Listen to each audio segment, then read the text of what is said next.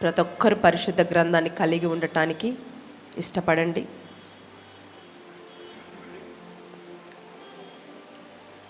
యోహాను సువార్త 11వ అధ్యాయం 30వ వచనము. John chapter 11 verse 30.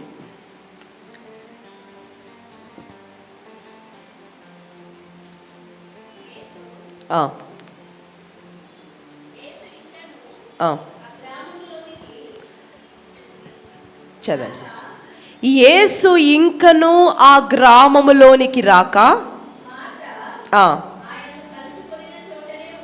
ఉండెను.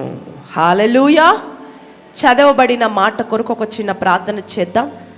కళ్ళు మూసుకొని, ఆశ్చర్యకరుడా మీకు వందనాలయ. ఈ ఉదయము నాతో మాతో మీరు మాట్లాడండి. నిలబడుతున్న నన్ను మీ సిలువ చాటున మరుగు చేయండి. నీ మాట మా జీవితాల్లో ఫలింపచేయండి.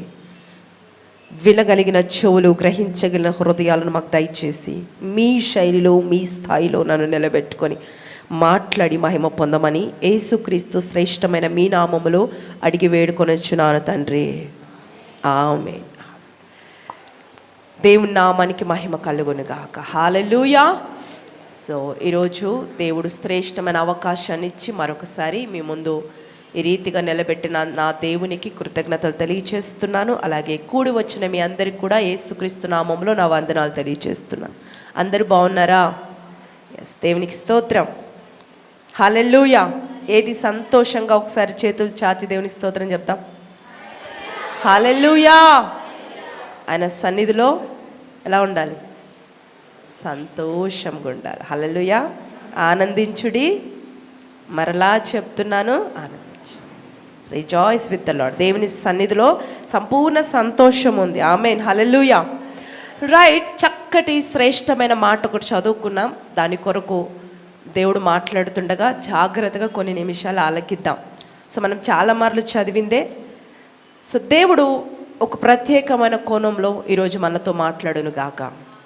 ఆమేన్. హల్లెలూయా. సో ఇక్కడ ఒక ఇన్సిడెంట్ జరుగుతూ ఉంది. మార్తా, మరియా, లాజరు, వీళ్ళ ముగ్గురు ఎవరనంటే అక్క తమ్ముళ్ళు. ఇద్దరు అక్కలకి ఒక ప్రియమైన తమ్ముడు లాజరు. వీరికి తల్లిదండ్రులు లేకపోయినప్పటికీ చక్కగా వారి పనులు వారు చేసుకుంటూ దేవుడి సన్నిధికి సహకరిస్తూ యేసుక్రీస్తు ప్రభువుకి పరిచర్యకి సహకరిస్తూ వారి జీవితాన్ని ముందుకు కొనసాగుతూ ఉన్నారు ముగ్గురు. ఎంతో ప్రేమ, యేసయ్య పని అన్నా పరిచర్య ఉన్నా ఎంతో ఇష్టంగా దేవుడి సన్నిధిలో పనిచేసేవారు ముగ్గురు కూడా. అలా వాళ్ళ జీవనము సాగిస్తున్న తరుణములో ఒకానొక రోజున అనుకోకుండా సడన్గా లాజర్కి అనారోగ్యం వచ్చింది. ఏమొచ్చింది? అనారోగ్యం వచ్చింది.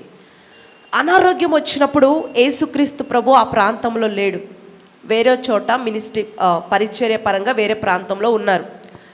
అయితే లాజర్కి జబ్బు చేసిందని మరి యేసుక్రీస్తు ఉన్న ఆ ప్రాంతానికి తెలియపరిచారు వేరే ఒకరి ద్వారా. అయ్యా, మరి మీరు ఎంతగానో ఇష్టపడుతున్న కుటుంబంలో ఉన్న లాజరు ఈ రీతిగా బాగలేని పరిస్థితిలో ఉన్నాడు, మీరు ఒకసారి వస్తే బాగుంటుంది, ఆ అబ్బాయి విడుదలైపోతాడు అని ఒక వర్తమానం యేసుక్రీస్తు ప్రభుకి పంపారు.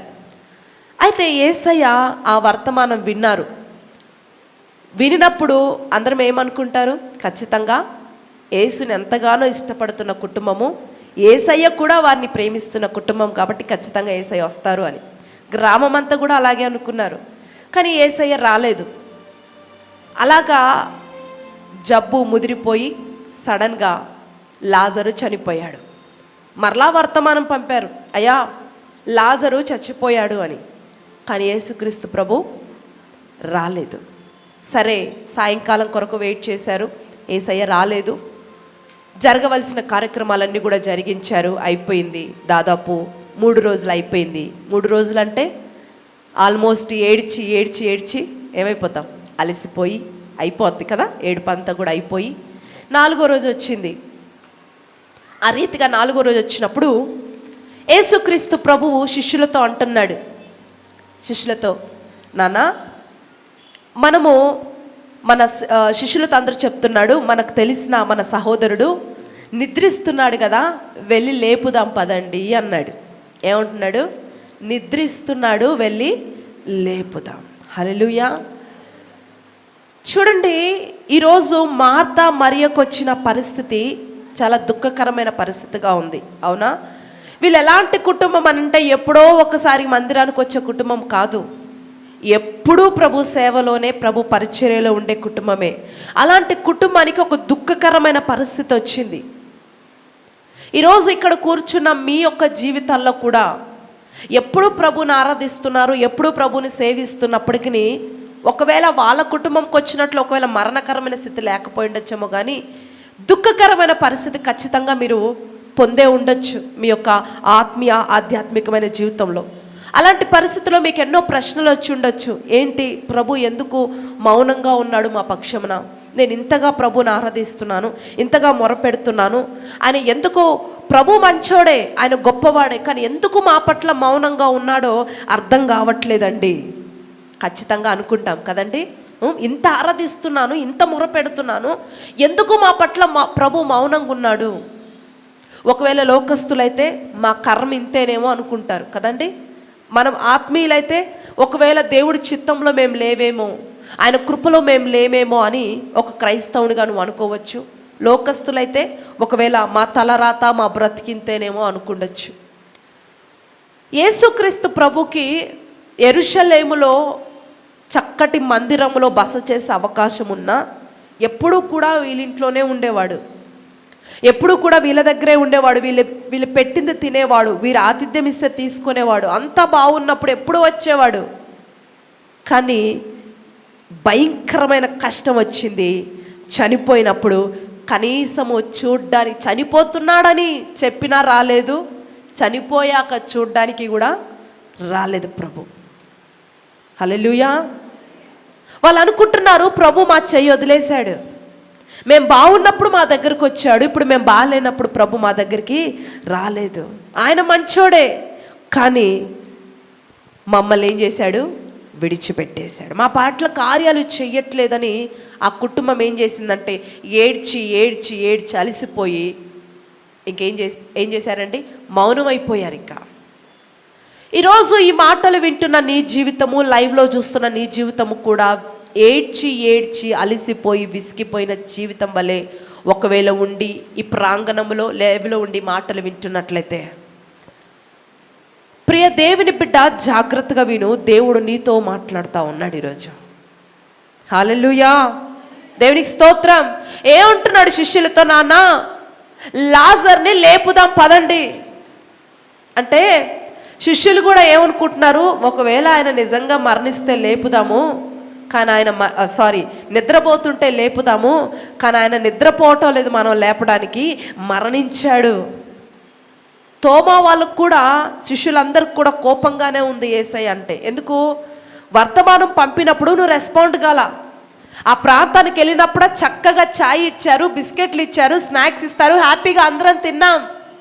కానీ ఈరోజు వర్తమానం వచ్చినప్పుడు నువ్వు వెళ్ళలేదు, మమ్మల్ని వెళ్ళనివ్వాల అని శిష్యులందరూ కూడా ఒక రకంగా చెప్పాలంటే కోపంగానే ఉన్నారు ఆ మాట చెప్పినప్పుడు. యేసయ్య 3 రోజులు మౌనంగా ఉండి అంతా అయిపోయిన తర్వాత ఇప్పుడు అంటున్నాడు చూడు. వాళ్ళకి అన్ని రోజులు యేసయ్యతో ఉన్నా ఏమాత్రం విశ్వాసం లేదండి. ఏమంటున్నారు? అర్థము చేసుకున్నట్టు మాట్లాడుతూ ఉన్నారు, ఒక రకంగా కోపంగా ఉన్నారు. కానీ డైరెక్ట్గా అడిగే దమ్ముంటుందా? అంత లేదు కదండి, డైరెక్ట్గా అడగలేరు. కానీ అందరి దృష్టిలో యేసయ్య ఎలా అయిపోయాడంటే ఒక ప్రేమ లేని వాడిగా అయిపోయాడు. యేసయ్య అంటున్నాడు పదండి నాన్న వెళ్దామనంటే ఎవరు మౌనంగా ఉంటే మీకు అర్థం కాదులే పదండి అని చెప్పేసి యేసుక్రీస్తు ప్రభు బయలుదేరాడండి. బయలుదేరి బెతనియా వస్తున్నాడు. యేసుక్రీస్తు ప్రభు వస్తున్నాడంటే మామూలుగా ఉంటుందా? అప్పటికే ఆయన పరిచర్య, ఆయన కార్యాలన్నీ చూసి ప్రజలు విపరీతమైన ఫాలోయింగ్ పెరిగిపోయింది యేసయ్యకి. ఊరికి తెలిసిపోయింది, ఊర్లకు తెలిసిపోయింది, అనేకులు వస్తున్నారు, యేసయ్య వస్తున్నాడంట, ఏదో ఒక కార్యం పొందుకుందాం, ఏదో చేస్తాడు, ఏదో అద్భుతం చేస్తాడు, ఏదో ఒకటి పొందుకుందామని రకరకాల ప్రజలందరూ కూడా చాలామంది బయలుదేరారు. అందరు వస్తున్నారు, ఫుల్ జనం అయిపోయారు. ఈ ఫుల్ జనము మాట్లాడుకుంటూ బయలుదేరుతున్న తరుణంలో ఇంట్లో కూర్చున్న మార్తాకి వినబడింది. ఏమని వినబడింది? యేసుక్రీస్తు ప్రభు ఈ ఊరికి వచ్చాడు. యేసుక్రీస్తు ప్రభు ఈ ఊరికి వచ్చాడని తెలియగానే వెంటనే ఇన్ని రోజులు రాలేదు, ఇప్పుడు వచ్చాడా అని మౌనంగా ఇంట్లో కూర్చోక పరిగెత్తుకుంటూ వెళ్ళిందంట. పరిగెత్తుకొని వెళ్ళి యేసయ్యతో అంటుంది, అక్కడ 32వ వచనం అదే అధ్యాయంలో ఆ మాట ఏమంటుందో చూడండి. 32వ వచనంలో 11వ అధ్యాయం 32లో, అంతటా మరియా వచ్చి చూచి పడి, ప్రభువా నీవిక్కడ ఉండిన ఎడలా చావకుండునను. చాలండి, హల్లెలూయా. ఇక్కడ ఏమంటుందండి? ఒకవేళ ప్రభా నువ్వు ఇక్కడ ఉండుంటే నా తమ్ముడు చచ్చిపోయేవాడు కాదయ్యా అని యేసుక్రీస్తు ప్రభుతో అంటుంది. అది చూసి అప్పుడు ఆ ఇన్సిడెంట్ ప్రజలందరికీ, ఎందుకంటే ఆల్రెడీ ప్రజలందరూ కూడా గుమిగూడిపోయారు యేసయ్య వస్తున్నాడని. ఊరు లోపలికి ఆయన రాలే, ఇంకా ఊరి బయటే బెతనియాలోనే ఉన్నాడు. అక్కడికి వచ్చి అంటుంది, నువ్వు ఒకవేళ వచ్చి ఉంటే ఇన్ టైంకి నా తమ్ముడు బ్రతికేవాడయ్యా అన్నప్పుడు చూసే వాళ్ళందరికీ ఆ ఇన్సిడెంట్ ఎలా ఉందంటే, అయ్యో ప్రభు అంటే ఎంత పిచ్చి, ఎంత ప్రేమండి. వారింటికి కష్టం వచ్చినప్పుడు యేసయ్య రాకపోయినా ఇక్కడికి ఇప్పుడు వచ్చాడని నడివీధుల్లోకి పరిగెత్తుకుంటూ వచ్చింది. ఎంత భక్తి, ఎంత విశ్వాసం అని అందరూ ప్రశంసిస్తున్నారు వాళ్ళని. ఎంత విశ్వాసం వీళ్ళకి. కష్టంలో ఉన్నప్పుడు రాకపోయినా ఇప్పుడు వచ్చాడని తెలిసి పరిగెత్తుకుంటూ వస్తున్నారు. ఎంత ప్రేమ యేసయ్య అంటే అని. కానీ ఆమె స్వరం వేరేలాగుంది. అక్కడ ఏమంటుంది? నువ్వు వచ్చి ఉంటే బ్రతికేవాడు అని ఒక వెటకారంగా ఆమె మాట్లాడుతుంది. బాధాకరంగా ఎవరికైనా ఉంటుంది కదండి, బాధలో ఉన్నప్పుడు ఖచ్చితంగా ఇప్పుడు ఈ టైంకి వచ్చావా అని మాటలోనే తన నిరసనను వ్యక్తపరుస్తుంది. యేసయ్య అన్నాడు, సర్లే బిడ్డ, ఏం కాదులే, ఇప్పటికైనా ఏమైంది, నేను వచ్చాను కదా అని ఒక వాక్యం గుర్తు చేస్తున్నాడు. ఏమని? కింద చూస్తే పునరుద్ధానము జీవము నేనే, నా యందు విశ్వాసం ఉంచిన వాడు చనిపోడు, ఒకవేళ చనిపోయినా వాడు తిరిగి బ్రతికిస్తాను కదా, నీకెందుకు దిగులు అని అంటే ఆమె వెంటనే ఏమంటుందండి? పునరుద్ధానమందు నువ్వు లేపుతావని మాకు తెలుసులే, నువ్వు పునరుద్ధానమందు లేపుతావని అంటే యేసయ్య అన్నారు, అది కాదు బిడ్డ, ఇప్పుడు నేను ఆ బిడ్డను లేపుతానని నువ్వు నమ్ముతున్నావా అంటే 27లో అంటది, నువ్వు సజీవుడమైన క్రీస్తుననే నమ్ముచున్నాను. ఒక్కదానికి కూడా తిన్నగా సరిగా ఆన్సర్ ఇవ్వట్లా.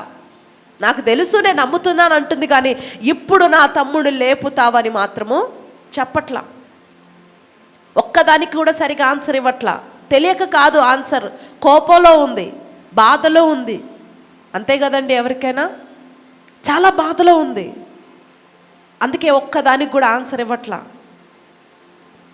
బైబిల్ గ్రంథంలో యేసుక్రీస్తు ప్రభు పరిచర్య చేస్తున్న కాలంలో శిష్యులందరినీ పిలిచి ఒకరోజు అడుగుతాడు యేసయ్య, మీరు అసలు నన్ను గురించి ఏమనుకుంటున్నారు అని అంటే అందరూ అంటారు, నువ్వు ఇర్మియావంటే, నువ్వు యెషయావంటే, నువ్వు ఏలియావంటే, నువ్వు యోహానువంటే, రకరకాల ప్రవక్తల పేర్లు చెప్పినా పేతురు ఒక్కడే అంటాడయ్యా, నువ్వు దేవుని కుమారుడవు. ఒక్క పేతురే చెప్తాడు. అప్పుడు యేసయ్య అంటారు, అవును, నీకు దేవుని ఆత్మ చెబితే తప్ప నీకు ఈ విషయం తెలీదు పేతురు, నీ మీద నా సంఘం నిలబెడతానన్నాడు. అలాగే పేతురుతో పాటు మార్త కూడా అండి, పేతురు తర్వాత దేవుని కుమారుడువి నీవు అని ఒక దైవికమైన ప్రత్యక్షత కలిగిన ఏకైక వ్యక్తి ఎవరనంటే ఈ మరియా. చాలాసార్లు కొత్త నిబంధన గ్రంథంలోకి వచ్చేసరికి మార్తని ట్రోల్ చేస్తూ ఉంటారు. ఎప్పుడు చూడు వంట వంట వంట పని చేస్తూ ఉంటుంది, దేవుని వాక్యం సరిగ్గా వినదు అని. కానీ మంచి ప్రత్యక్షత కలిగిన వ్యక్తి అట మార్త. దేవునికి స్తోత్రం, హల్లెలూయా. విపరీతమైన లోతైన ప్రత్యక్షతలు కలిగింది. అక్కడున్న మాట ఏంటి? ఇందాక మనం చదువుకున్న మాట, యేసు ఇంకను ఆ గ్రామములోకి రాక మార్త ఆయనను కలిసిన చోటనే ఆపేసింది. హల్లెలూయా. ఏం చేసిందంట? మార్త ఆయనను రానివ్వకుండా ఏం చేసింది? ఆపేసింది. నా మాటలు జాగ్రత్తగా వినండి సంగమా, దేవుని బిడ్డలారా. ఈరోజు ఇక్కడున్నవారు, చిన్నలు పెద్దలు ఎవరైనా సరే, నీ తెలివి, నీ కోపము, లేకపోతే నీ ఆవేశము, నీ థియాలజీ, నీ సబ్జెక్టు, నీ ఎమోషన్స్, నీ ఫీలింగ్స్ ప్రభువుని నీ గ్రామంలోకి, నీ ఇంటిలోకి అడుగు పెట్టకుండా, ఒక నూతన కార్యము చేయకుండా, ఒక అద్భుతము చేయకుండా ఆపుతున్నాయి అని ఈరోజు ప్రభు మన మీద ఒక నేరం మోపుతున్నాడు. నా మాటలు అర్థమవుతున్నాయా? యేసయ్య ఎందుకు వచ్చాడు? ఆ 4వ రోజైనా ఒక నూతన కార్యము, ఒక అద్భుతము చేయడానికి వచ్చాడు. కానీ మార్త ఏం చేస్తుంది? రానివ్వట్లేదు. ఉన్న చోటుని ఏం చేసింది? ఆపేసింది. తన అవిశ్వాసముతో, లేక తన ఆవేశముతో, తన బాధతో, తన ఆక్రోశముతో. ఈరోజు నీకు కూడా సమస్యలు బట్టి, పరిస్థితులు బట్టి ఉండొచ్చు, నీకు బాధ ఉండొచ్చు, నీకు కష్టం ఉండొచ్చు. అయ్యో ఆ రోజు రాలేదు ఇప్పుడు ఎందుకు అని ఒకవేళ నువ్వు మనుషుల్ని ఆపినట్టు దేవుణ్ణి ఏమాత్రం నువ్వు ఆపొద్దని ఈరోజు పరిశుద్ధాత్మ దేవుడు నేను గద్దిస్తున్నాడు. హల్లెలూయా. ఆయన ఎప్పుడొచ్చినా, ఏ టైంలోనొచ్చినా, సరైన టైంకి ఒకవేళ రాకపోయినా అద్భుతము చేయక ఆయన మానడు. హల్లెలూయా. ఒకవేళ మనుషులు ఇన్ టైంకి రాకపోతే నువ్వు బాధపడినా, నువ్వు ఒకవేళ కోపపడినా, ఒకవేళ వారు ఏం చెయ్యరు. కానీ ఒకవేళ దేవుడు ఇన్ టైంలో రాకపోయినా వచ్చినప్పుడు, ఎప్పుడు ఏదో ఒక సమయానైనా వస్తాడు. వచ్చినప్పుడు మన అవివేకం, మన అవిశ్వాసం ఆయన ఆపకూడదు. ఇంకెందుకులే, అయిపోయిన తర్వాత వచ్చి ఏం చేస్తావు అన్నట్టు, మనుషుల్ని అన్నట్టు దేవుణ్ణి ఏమాత్రం అనడానికి వీల్లేదండి. హల్లెలూయా. దేవునికి స్తోత్రం. ఎప్పుడో వచ్చాడు ఉదయం అనగా లాజర్ను లేపుదామని. ఇవేం చేస్తుందండి? ముందుకు పోనివ్వట్లా. ఎవరు వీళ్ళు? ఒకప్పుడు దేవుని నమ్మిన వారు, దేవుని ప్రేమించిన వారు, ఆయన్ని కోరుకున్న వారు, ఆయన ఎప్పుడు వస్తాడా అని ఇంటి తలుపులు తెరిచి పెట్టిన వారు వీళ్ళు. కానీ ఇప్పుడు పూర్తిగా ఏమైపోయారంట? రివర్స్ అయిపోయారు. కష్టం వచ్చింది, బాధ వచ్చింది. అఫ్ కోర్స్ ఈరోజు నీ ఆత్మీయ జీవితంలో కూడా ఒకవేళ నీకు బాధము, దుఃఖము, భయంకరమైన మృతతుల్యమైన పరిస్థితి వచ్చి ఉండొచ్చు గాక, చేయి దాటిపోయిన పరిస్థితి వచ్చి ఉండొచ్చు గాక. ప్రభు అంటున్నాడు, ఆయన చేయి దాటిపోయిన పరిస్థితి వచ్చినప్పుడు దానికి మించి ఒక అద్భుతం ఖచ్చితంగా నీ జీవితంలో చేసే వెళ్తాడు ఆయన. హల్లెలూయా. దేవునికి స్తోత్రం. ఒకప్పుడు యేసును కోరుకున్న వారు ఇప్పుడు ఏమంటున్నారండి? వద్దు, నువ్వు రానవసరంలా.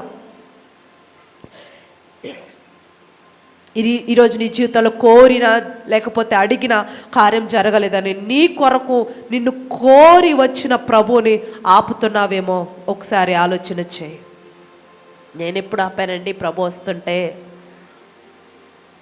అని కనిపిస్తుందేమో, కానీ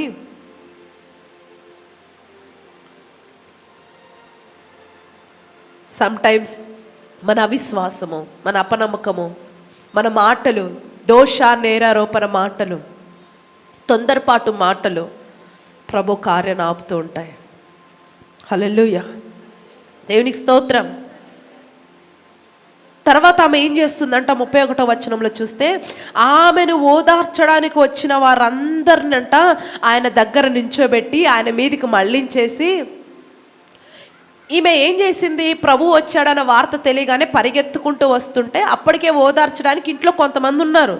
ఆ కొంతమంది ఏం చేశారు? ఎందుకు ఈమె పరిగెడతా ఉందని వెనక వచ్చేసారు. అయ్యో ఏడుపులో బాధలు ఏమైనా చేసేసుకుంటుందేమోనని ఈమె వెనక పరిగెత్తుకుంటూ వచ్చేసరికి రోడ్లోకి రాగానే న్యూస్ తెలిసింది. ఏమని? యేసుక్రీస్తు ప్రభు ఈ ప్రాంతానికి వచ్చాడని. ఓహో, యేసుని కలవడానికి వెళ్తుందా అని చెప్పి ఈమెతో పాటు వాళ్ళు కూడా వెళ్ళిపోయారు. మాట మాట్లాడింది. అయిపోయిన తర్వాత వీళ్ళందరినీ ఆయనకి తిట్టమని మళ్ళించేసి ఈమె ఏం చేస్తుంది? వెంటనే మరలా ఇంటికి వెళ్ళిపోతుంది. ఇంటికి వెళ్ళిపోయి మరియకు చెప్తుంది. మరియకి ఏమని చెప్తుంది? అక్క, నిన్ను యేసయ్య పిలుచుకొని రమ్మంటున్నాడు అని చెప్పేసి చెల్లికి చెప్తా ఉంది. వాస్తవానికి యేసుక్రీస్తు ప్రభు చెప్పల మార్తకి మరియని తీసుకురమ్మని. వెళ్ళి చెప్తా ఉంది. ఎందుకు? ఇప్పుడు ఆమె థీమ్ అంతా ఒకటే, యేసయ్య మా ఇంటికి రాకూడదు అంతే. యేసయ్య ఏమంటాడు? నువ్వు అలాగే అంటావు, వద్దు మా ఇంటికి అన్నదానికి ఒకవేళ మార్త నువ్వు అలాగే అంటావు, నా బిడ్డ ఉంది మరియా, ఎప్పుడు నా దగ్గరే కూర్చొని చక్కగా నేను చెప్పిన మాట వినేది, నువ్వు అట్లాగే అంటావు, నా బిడ్డ కోసం నేను వస్తాను అంటాడేమోనని ఇప్పుడు ఆయన ఇంటికి రాకూడదు. అందుకే మరియాకి వెళ్ళి చెప్తా ఉంది వెంటనే, నువ్వు వెళ్ళు, అక్కడ ఆయన యేసయ్య నిన్ను పిలుస్తూ ఉన్నాడు, ఓ ఇప్పుడు వచ్చాడు పలోమని అన్నట్లుగా మరియను పంపిస్తూ ఉంది. హల్లెలూయా. ఈ మరియ వచ్చి ఏం చేస్తూ ఉంది? 32వ వచనంలో మనం ఇందాక చదివాం కదా, ఆయన పాదాల మీద పడింది. కానీ సేమ్ డైలాగ్ ఒకటే. ఏం డైలాగు? అయ్యా, నువ్వు ఒకవేళ ఇన్ టైంకి గనక వచ్చుంటే నా తమ్ముడు చావకుండును. పొద్దుగూకులు సరిగ్గా దేవుడు మాటలు సరిగ్గా ప్రార్థనకు రాని మార్తా అదే డైలాగ్ అంది. నా మాటలు అర్థమవుతున్నాయి మీకు? హల్లెలూయా. పొద్దుగూకులు దేవుడు పాదాల దగ్గర కూర్చొని దేవుడు వాక్యమని విశ్వాసముతో అన్ని విన్న మరియ కూడా ఏమంటుంది? సేమ్ అదే మాట అంటుంది. అయ్యా, నువ్వు గనక త్వరగా వచ్చుంటే నా తమ్ముడు బ్రతికేవాడు.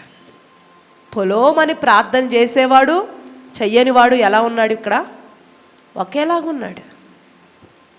చాలామంది అంటారు, మేము బాగా ప్రార్థన చేస్తున్నామంటారు. ప్రభు మీతో మాట్లాడుతున్నారు, బాగా ప్రార్థన చేస్తున్న వారులారా. హలో, మాటలు అర్థమవుతున్నాయి మీకు? హల్లెలూయా.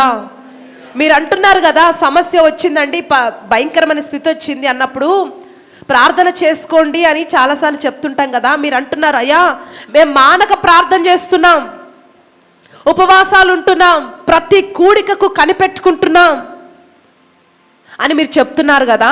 అయితే ప్రభు అంటున్నాడు, అయితే నీ అంతరంగంలో పద్దాక ప్రార్థనకు వచ్చిన నీ అంతరంగంలో మార్పు కలిగిందా? నీ స్వభావం మారిందా? హల్లెలూయా. దురాశ పోలేదు, కోపం పోలేదు, ప్రతీకారాలు పోగలేదు, పగలు పోలేదు. మీరు ప్రార్థన చేస్తున్నారు. ఇవన్నీ పోకుండా నువ్వు ఎంత ప్రార్థన చేసినా వ్యర్థమే. ఇవన్నీ నీలో పెట్టుకొని, అయ్యా వారిని దర్శించు, ఇదిగో వాళ్ళు నా మీద దండెత్తుతున్నారు, వీళ్ళు నా మీద యుద్ధం చేస్తున్నారు, వీరిని దర్శించయ్యా వారిని దర్శించు అంటున్నావు. కానీ ప్రభు నిన్ను దర్శించినప్పుడు నీలో ఏమైనా మార్పు కదిలిందా? మరియను దర్శించినాడు, కానీ మోకరించి అదే ప్రశ్న వేస్తుంది.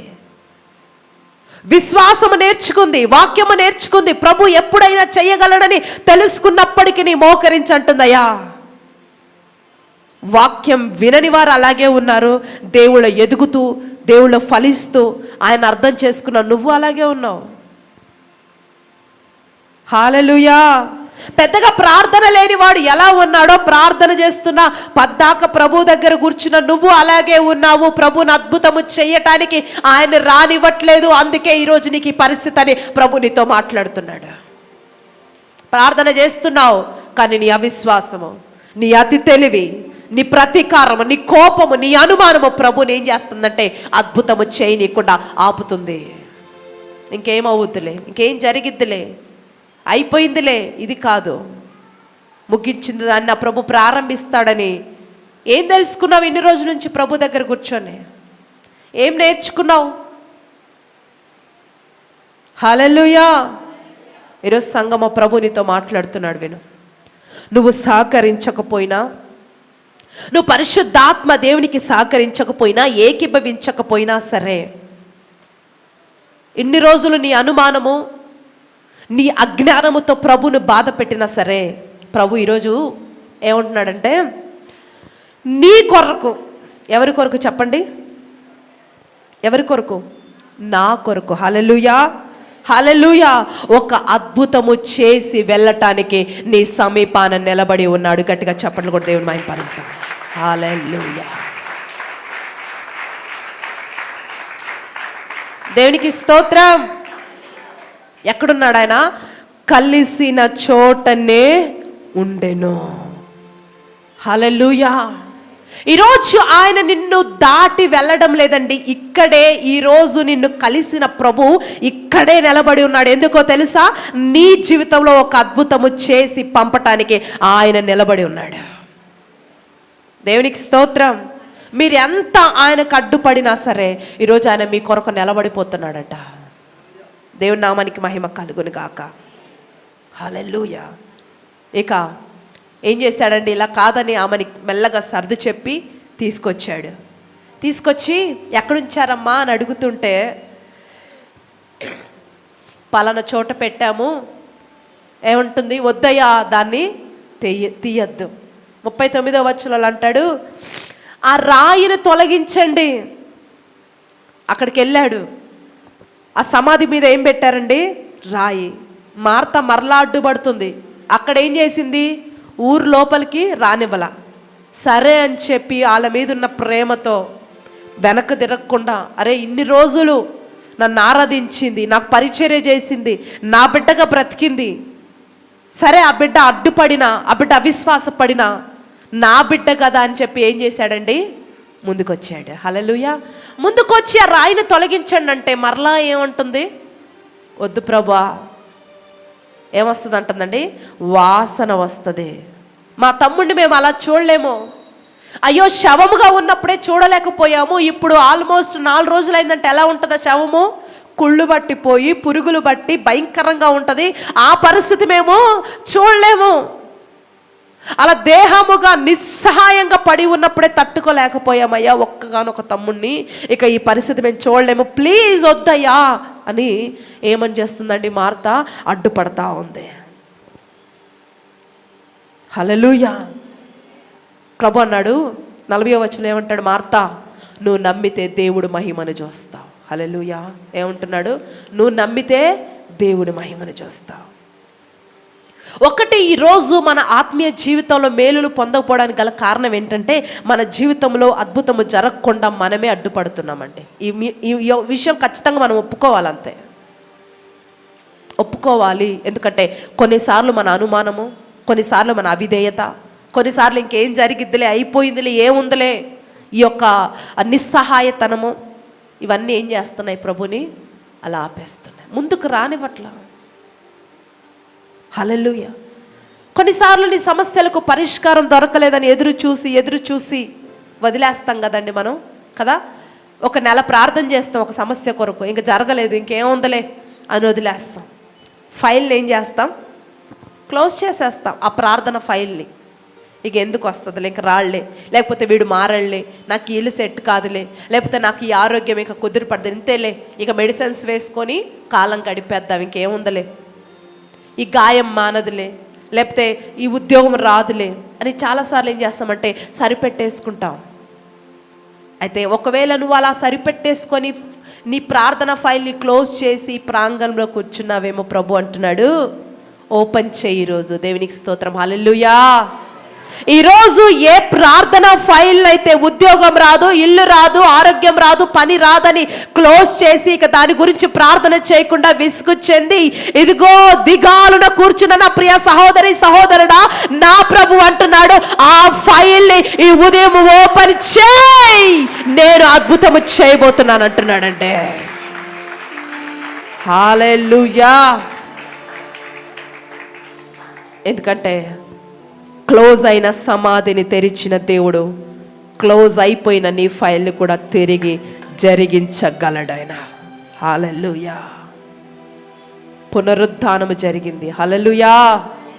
ఈరోజు నీ పరిస్థితి ఇలాగే ఉంటే నా దేవుడు మాట్లాడుతున్నాడమ్మా నీ కొరకు. ఎదురు చూసి అలసిపోయిన నిన్ను ప్రభు మాట్లాడుతున్నాడు, బిడ్డ ఈ మాట విను, క్లోజ్ అయిన నీ ఫైల్ ఓపెన్ చేయి.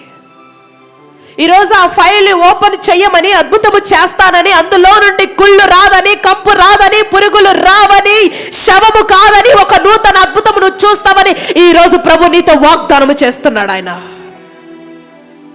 హల్లెలూయా.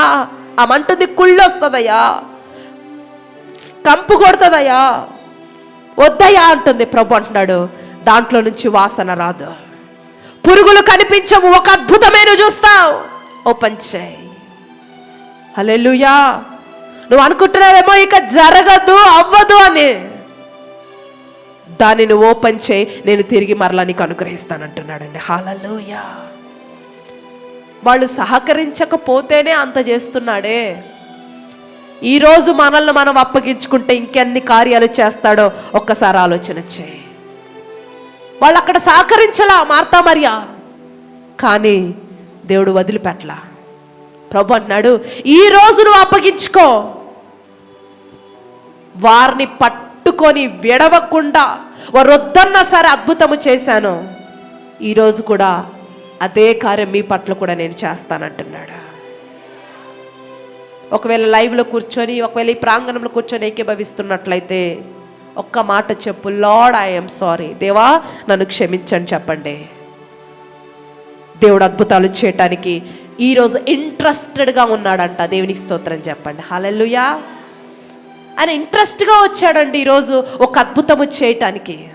లోపలికి రానివ్వండి, ఈరోజు కుటుంబంలోకి రానివ్వండి, మీ ఇంట్లోకి రానివ్వండి, మీ హృదయాల్లోకి రానివ్వండి. ఎందుకంటే ఆయన ఏదో మామూలుగా చూసి వెళ్దామని రాలేదు, అద్భుతము చెయ్యటానికే ఈరోజు ఇక్కడికి వచ్చాడు. అందుకే నిన్ను తీసుకొచ్చాడు. గ్లోరీ ఫాదర్, నిన్ను ఊరికే తీసుకురాలే ఎక్కడికైనా. ఆయన ఇంట్రెస్టెడ్గా ఉన్నాడు ఈరోజు నీతో లేదో చేయటానికి. అందుకే చాలా బలహీనంగా ఉన్నా, ఏముందిలే అని రాలేకపోయినా, వెనకకు తగ్గుతూ ఉన్నా, ముందుకు ఎందుకు లాక్కొచ్చాడంటే ఈరోజు ఒక అద్భుతం వచ్చేయటానికి. హల్లెలూయా, దేవునికి స్తోత్రం. 43వ వచనంలో ఏం చేస్తున్నాడంట? బిగ్గరగా రమ్మని చెప్పగా లాజరు లేచి ఎలా వచ్చాడట?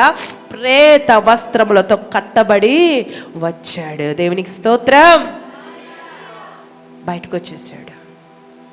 ఈరోజు ప్రభువు అంటున్నాడు, మీరు కోల్పోయిన ఆనందము, కోల్పోయిన సంతోషము, కోల్పోయిన స్వాస్థ్యము నీ ముందుకి వచ్చి నిలబడే రోజు ఒక రోజు ఉన్నది. ఏంటయ్యా గ్యారెంటీ అంటే ఆయన మాటే గ్యారెంటీ. ఎస్, ఆకాశము భూమియు గతించును కానీ ఆయన మాటలు గతింపక మానవు, నిరర్ధకము కానేరవు. నిశ్చయముగా ఆయన వాగ్దానాలు జరుగును. అందుకే అంటున్నాడు, నీ ముందు ఒక రోజు నిలబడే రోజు నా ప్రభు నీకు అనుగ్రహిస్తాడు. చచ్చిన లాజరు ఒక రోజున నిలబడి ఉన్నాడు. పురుగులు పట్టాయి అనుకున్న లాజరు నిలబడి ఉన్నాడు. ఇక రాడు అనుకున్న లాజరు నిలబడి ఉన్నాడు. నువ్వు అనుకుంటున్నావా రావు జరగవని? నీ ముందు ఆటినే నిలబెట్టి నీ ముందు నిలబెట్టబోతున్నాడు ఒకరోజు. దేవునికి స్తోత్రం. నాకు ఈ స్థితి రాదండి, నాకు ఈ ఉద్యోగం రాదండి, నాకు ఈ ఆరోగ్యం రాదండి, నాకు ఇల్లు రాదండి, ఇక ల్యాండ్ మీద నేను హోప్స్ కోల్పోయానండి, ఇక ఆ కోర్టు కేసులో నేను పొందుకోలేనండి. ప్రభు అంటున్నాడు, నిశ్చయముగా విజయము నీది కాబోతుంది. రిసీవ్. ఆలస్యం అవుద్దేమో కానీ అలక్ష్యము చెయ్యడు ఆయన. దేవునికి స్తోత్రం. ఇంకొద్దిగా ముందుకెళ్తే 12వ అధ్యాయంలో లాజరట యేసు పక్కన కూర్చొని ఉన్నాడంట. దేవునికి స్తోత్రం. లేడు, చనిపోయాడు, పురుగులు పట్టాయి అనుకున్నవాడు, తిరిగి రాడనుకున్నవాడు ఎక్కడ కూర్చున్నాడండి? యేసు పక్కన కూర్చొని ఉన్నాడు. దేవునికి స్తోత్రం. ఈరోజు యేసు నీవు కోల్పోయిన దాన్ని తిరిగి తెచ్చివ్వటానికి నీ ముందు నిలబడి ఉన్నాడు. హల్లెలూయా. ఆయనని ఈరోజు రానివ్వు నీ ఇంట్లోకి. నీ అవిశ్వాసాన్ని తీసేసుకో, నీ యొక్క అనుమానాన్ని తీసేసుకో, నీ అవిధేయతను తొలగించు, నీ యొక్క ఆ లోపల పొరల్లో అనుమానపు పొరలు ముసుగు తొలగించు. ఆహ్వానించాయన్ని.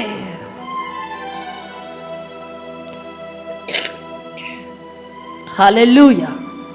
దేవునికి స్తోత్రం.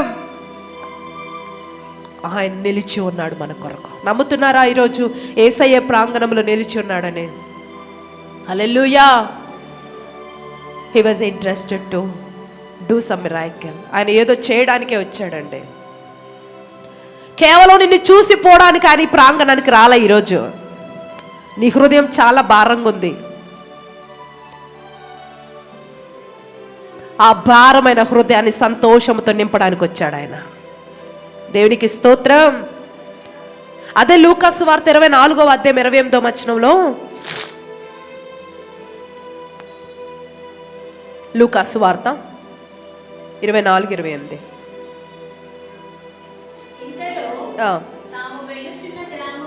ఎస్, అవును.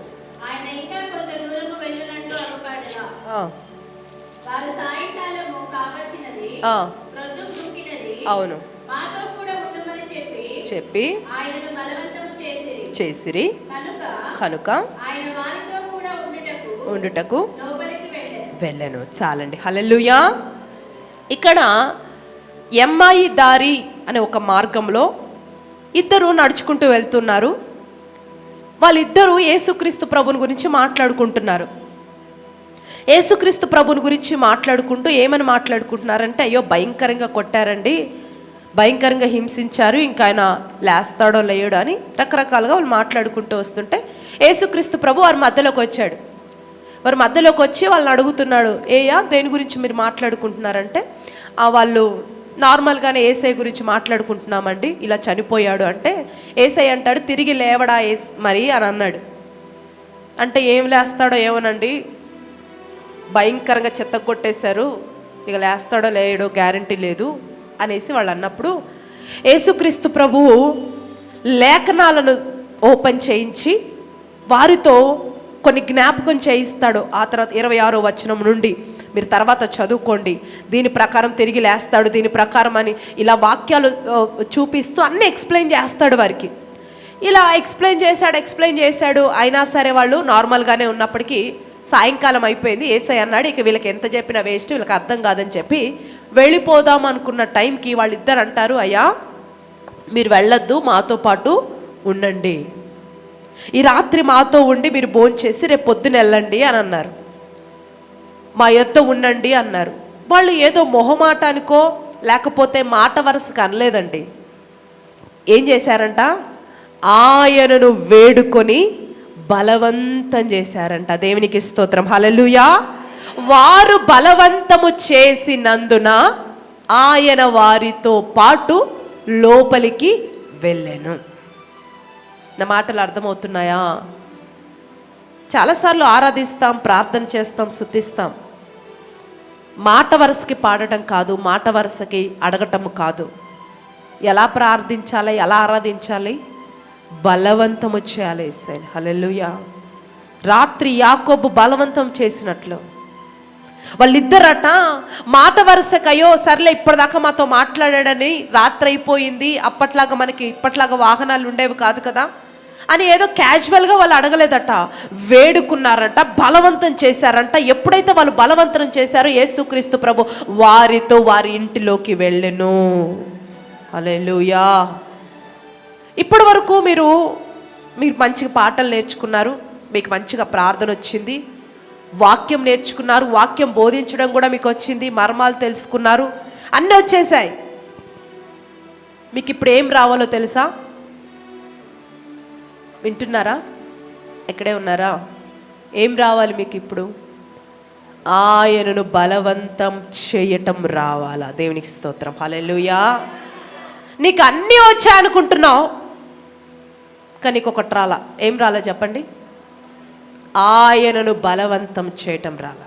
హల్లెలూయా. ప్రార్థిస్తున్నావు, పాటలు పాడుతున్నావు, ఆరాధిస్తున్నావు, అడుగుతున్నావేదో, బలవంతం చేయటం రావాలా. హల్లెలూయా. నిన్ను దాటి వెళ్ళకుండా, నీ కుటుంబాన్ని దాటి వెళ్ళకుండా, నీ సంఘాన్ని దాటి వెళ్ళకుండా ఆయనను బలవంతము చెయ్యగలిగిన కృప ఈ ఉదయం నీ మీదకి వచ్చును గాక.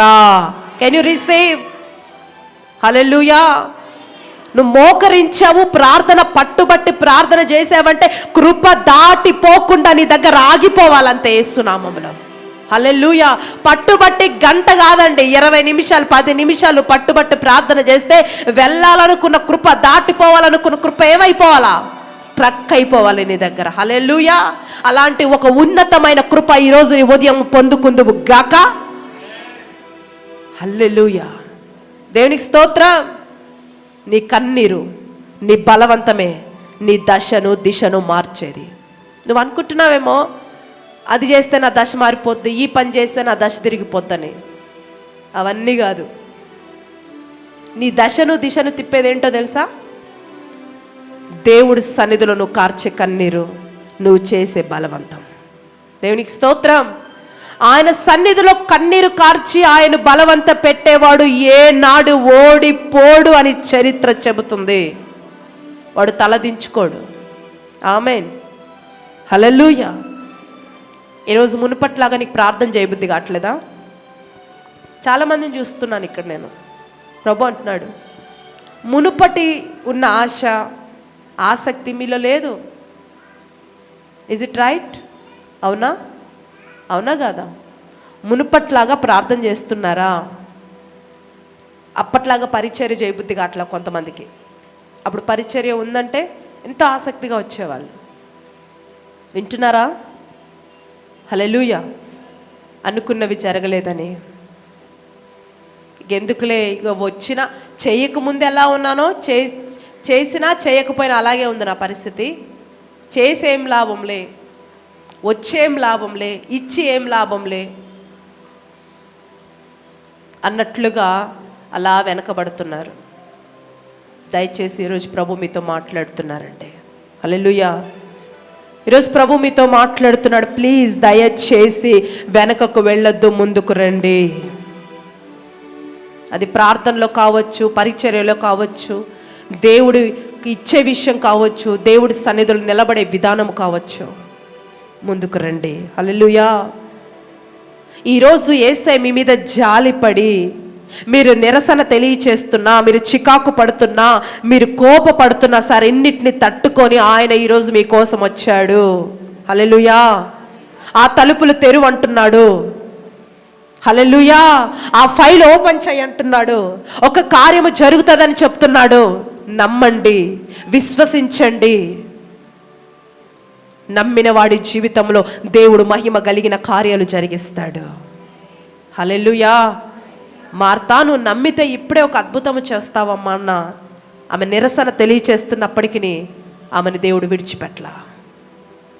ఈరోజు నీవు ఇక్కడ కూర్చున్న నీవు అలాగే ఉంది నీ పరిస్థితి. నిరసన తెలియచేస్తున్నావు, చికాకుగా ఉంది, ఎన్నో ప్రశ్నలు ఉన్నాయి నీ హృదయంలో.